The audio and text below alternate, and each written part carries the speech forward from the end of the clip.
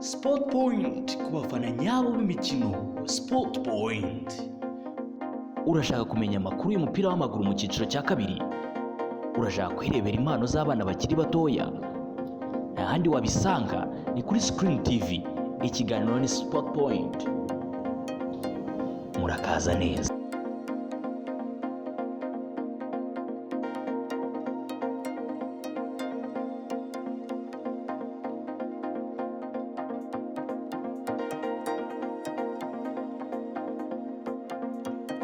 Ni nk'iki nkawe nk'umufana ukunda football ni iki wakisabira Ferwafa kugira ngo shampiyona mu cyiciro cya kabiri nayo ibe yagira ingufu nk'izo mu cyiciro cya mbere? Bisabira mbere na mbere ebani nive mwabiri yabyo bangukana akani ubizi niwe nukomoka bahanaha mu muryango uyu niwe uzayobora Ferwafa. Nitanga amahirwe tanga ibiho by'abandi ihereza amahirwe umupira banyirawo.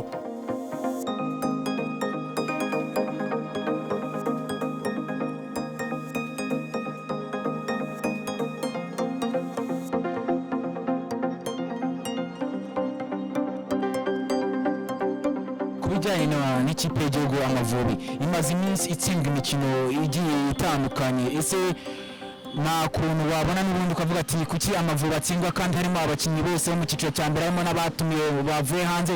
Ese urabona mu cyiciro cya kabiri n'abakinnyi b'abana b'Abanyarwanda bafite impano y'uko nabo bajya guhangana bakaba bakina mu ikipe y'igihugu? Nibyo natangiye nkubwira, football yacu y'u Rwanda harimo ikimenyane.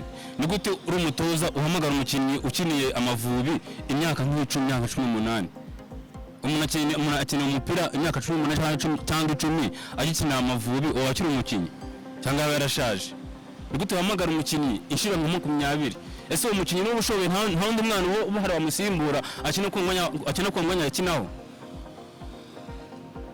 Urugero Haruna